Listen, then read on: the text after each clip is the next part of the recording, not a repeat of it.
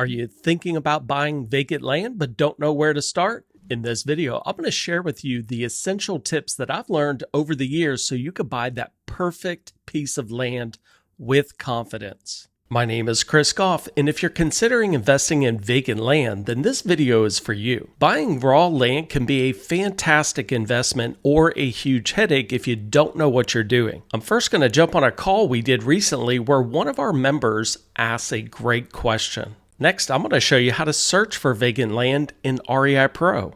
And finally, I'm going to share with you some tips. Let's not waste any more time and get started. All right, let's see. Shanita, are you able to talk and ask your question? Yes. Hi, good morning. How are you? Hello. I'm good. So I have REI Pro, of course, but I'm looking through and I was interested on thoughts on purchasing off-market land to possibly like build and hold it. But it's kind of hard to compare after repair values and stuff, if it's just land. So I'm trying to figure out, is that something is that a good strategy or maybe not? I don't know. I don't know if there's a bad strategy. Obviously they're doing a lot of building in some areas and some areas they're not.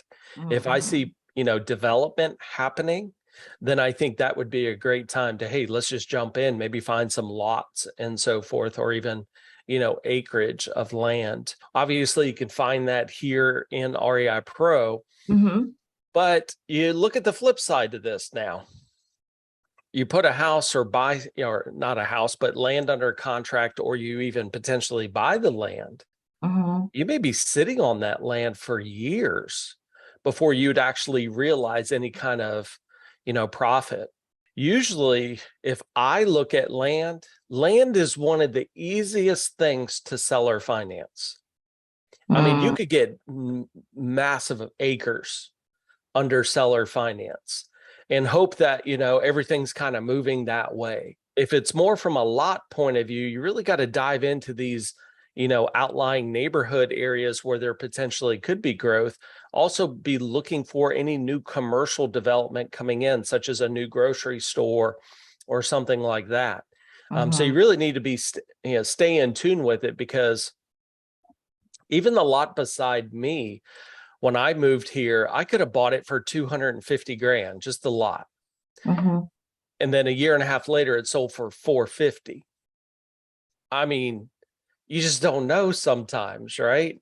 So I think it's, it's one of those strategies that I wouldn't necessarily expect a return tomorrow, but it could be something that could pay out because, I always say this, they don't make any more land. So just think about that for a second. They don't make any more land. So how could it be a bad investment? Yeah. So, at some point, that land's going to be occupied. It's just timing with land. And again, depending on your area too, where you live, what's happening around that area. Do you see new construction? Do you see things happening?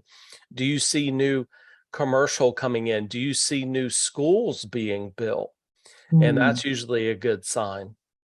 Okay. Thank you. I'm now going to jump into REI Pro and search for vacant land. Now, it doesn't matter if you're looking for acreage out in the countryside or maybe just a residential lot in a neighborhood. Anything recorded at every county in all 50 states, we're going to have access to. So let's jump into REI Pro and start searching for vacant land. So the very first thing we want to do is select a location. What are we looking for? We're going to scroll down to vacant land. As you can see, there's 1,561. Now this is going to be a variation of, could be a potential lot that's vacant.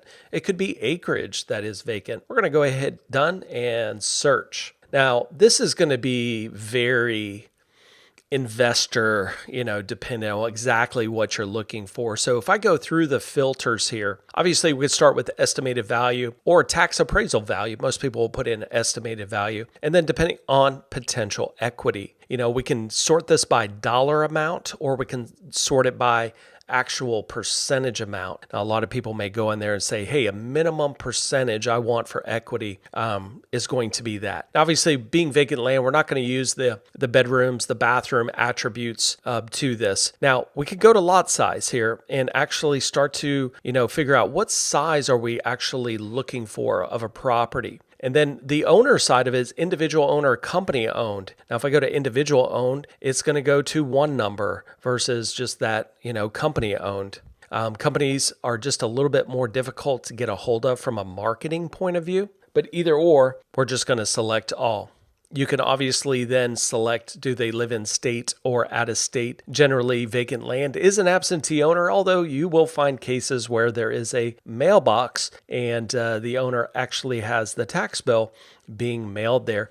I'm then going to apply my filters accordingly and get my results. And then I can now start to move these in a specific campaign and market these vacant properties. You can also zoom in and really get a good feel of where they are, what we're looking at from a map point of view. And I think the map point of view is really good. I can sit there and use my draw tool and say, hey, I just want to kind of target this specific area and maybe get 2 leads. But then maybe I come over here and let's draw another one just to kind of get maybe these particular properties over there. And that's kind of the great thing with the map feature, is to really kind of pinpoint that location that you're looking for.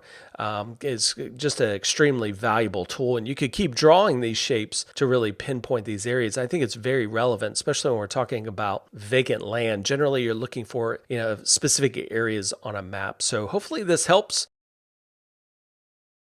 Inspect the terrain. Before making a purchase, thoroughly inspect the land to understand its topography, soil type, and any potential issues that could affect development. Visit the land. It's recommended to physically visit the land and even make inquiries at the county recorder's office about the property. Understand land restrictions. Request documents from the seller pertaining to any covenants, conditions, and restrictions. Check for wetlands or flood zones. Know if the land has wetlands on it or if it's in a flood zone, as these factors can significantly impact your ability to build on the land and its overall value. Consider resale value. If you're making an investment, ensure the land has good resale value. Get title insurance. While you might not need much insurance on raw land, title insurance is highly recommended to help clear any potential ownership disputes. Consider surrounding home values. For the best long-term investment, aim to build a house or similar value to those nearby. Prepare for loan and investment process. Buying land often involves a trickier loan process and a longer turnaround time on your investment compared to buying developed properties. This is why one of my favorite real estate strategies when buying land is seller financing. You will find many sellers open to seller financing when they're trying to sell land. Thanks for watching, and be sure to click that like button and subscribe, and we'll see you on the next training video.